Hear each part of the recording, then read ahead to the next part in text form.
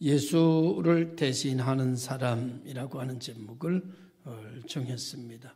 우리가 그리스도를 대신하여 사신이 되어, 사신이라고 하는 것은 이제 보냄을 받은 사람, 왕에게서 왕이 다른 나라로 왕의 뜻을 주어서 보낸 사람을 이제 사신이다, 이렇게 알고 있습니다.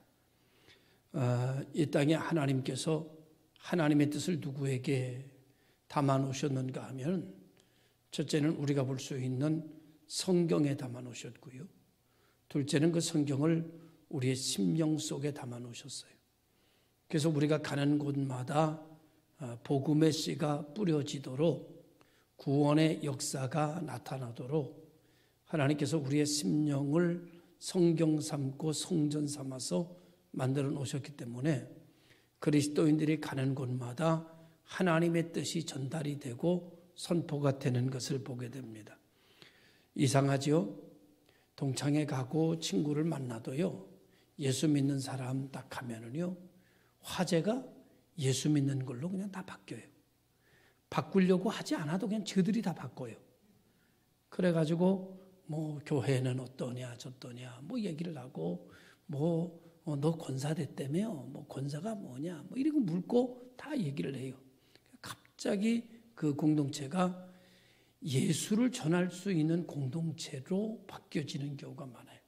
물론 그렇게 이야기하는 사람들의 거의 80%는 부정적인 이야기를 하기 위해서 말을 꺼내요.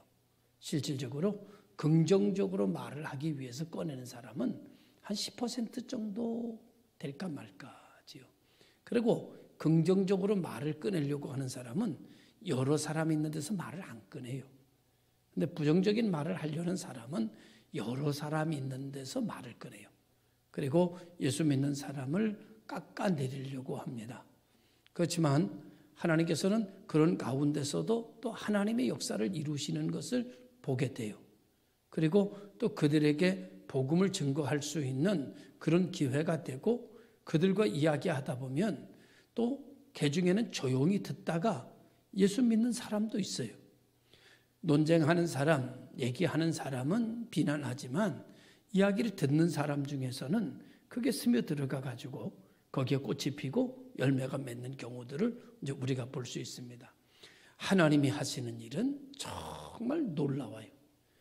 어떻게 하나님이 하시는지 그런 것들이 참 오묘할 정도로 사람의 계획이 아닌 하나님의 계획은 정말 위대하고 신비하고 놀랍다, 이렇게 말씀을 드릴 수 있습니다. 중요한 것은 하나님께서 우리를 통해서 그 일을 하기를 원하셔서 우리로 하여금 예수 믿게 하셨다, 그런 말이죠.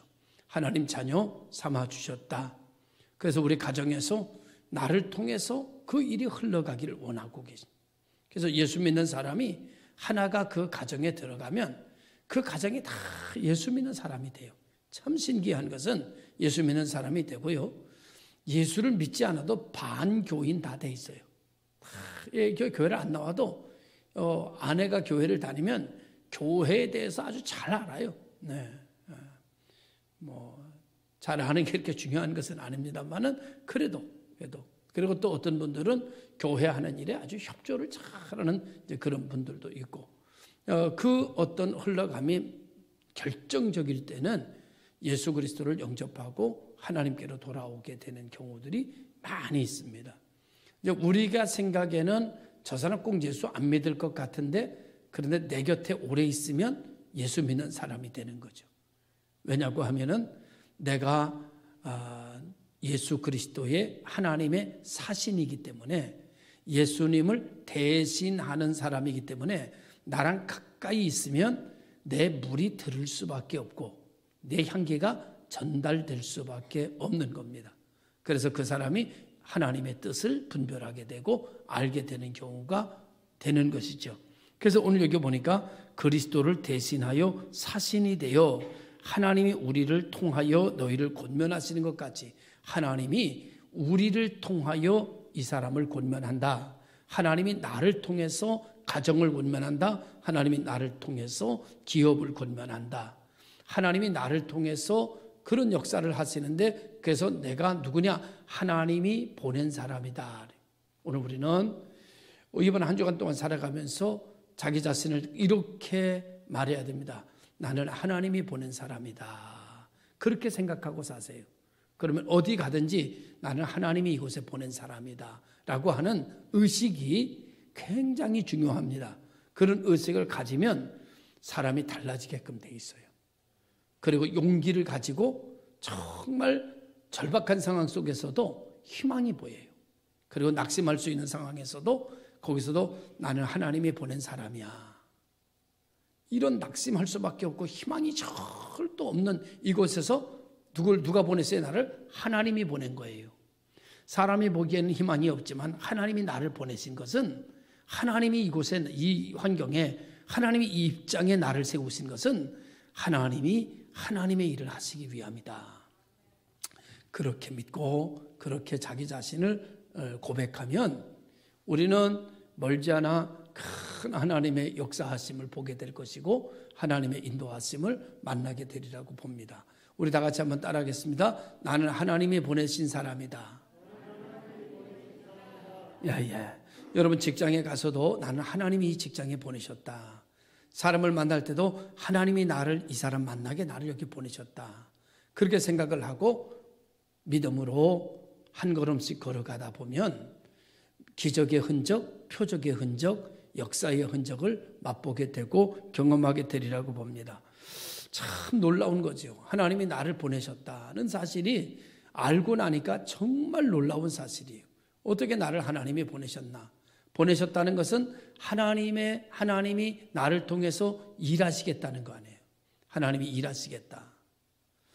여러분, 하나님의 일은 정말 신기하더라고요.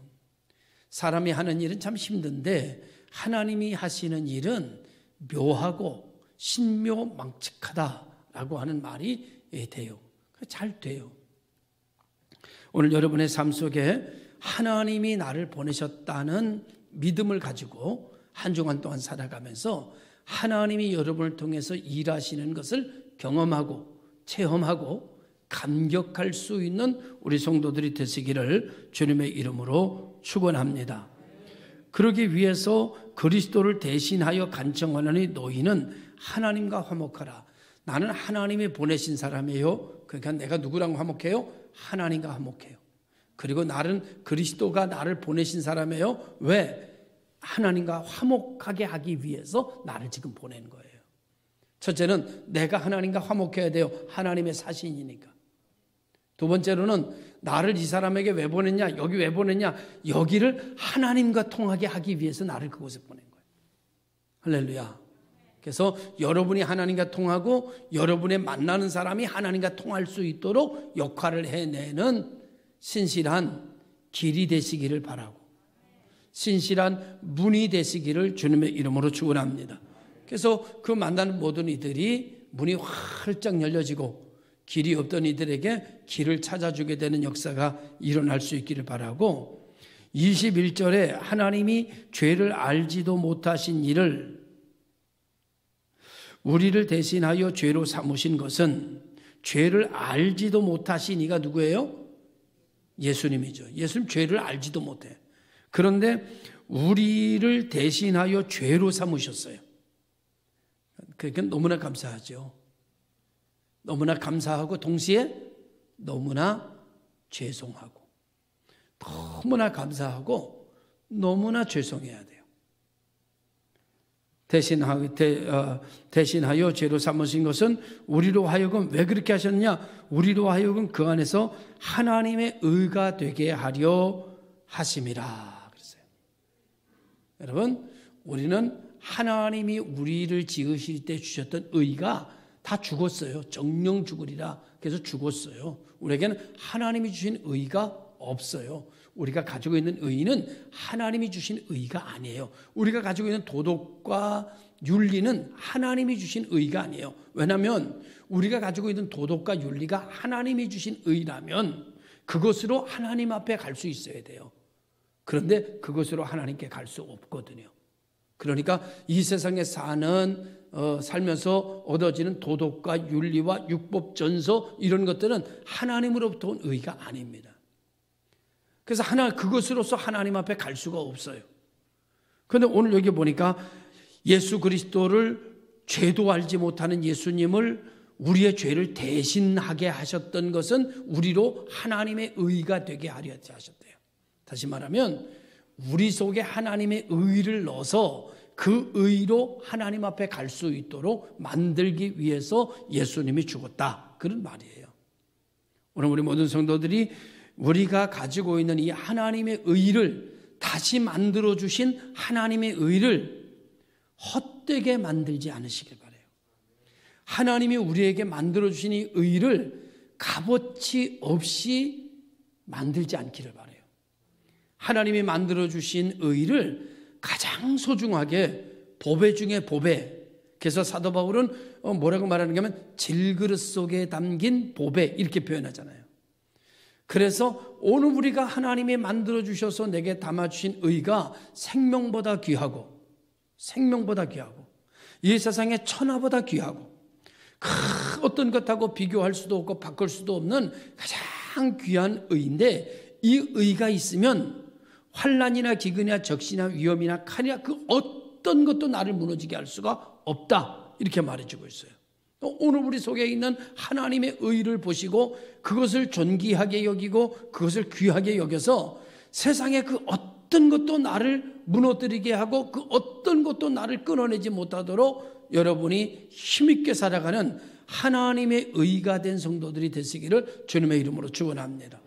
그래서 하나님의 의를 우리에게 넣어주신 이 하나님은 오늘 이 시대에 예수 그리스도를 나로 하여금 대신하게 하시기를 원하신다. 그래서 사신이다.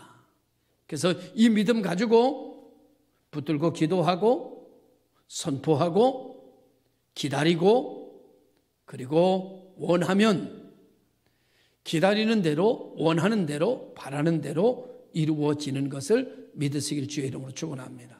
나는 누가 보낸 사람이에요? 하나님이 보낸 사람이에요. 어디로? 복 있는 교회로. 어디로? 가정으로. 어디로? 직장으로. 어디로? 이 모임으로. 하나님이 보낸 사람이다. 이 의식을 잃어버리지 않고 하나님의 의를 가지고 살아가는 복 있는 성도들 되시기를 바랍니다. 기도하겠습니다. 거룩하신 아버지 하나님 감사합니다. 우리로 하여금 예수 그리스도를 대신하게 하시고 죄를 알지도 못하시는 우리 주님을 우리의 죄를 대신하게 하셔서 우리로 하여금 하나님의 의가 되게 하신 하나님,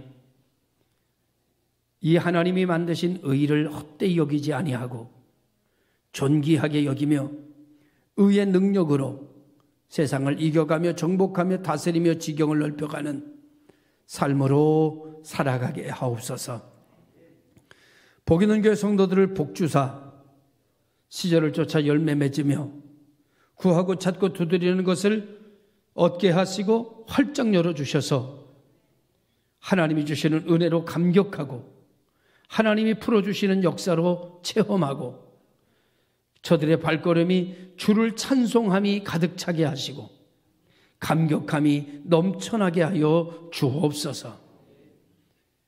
언제나 좋은 소식이 언제나 들려오게 하여 주시옵시고 잘되고 형통함이 넘쳐나게 하여 주옵소서.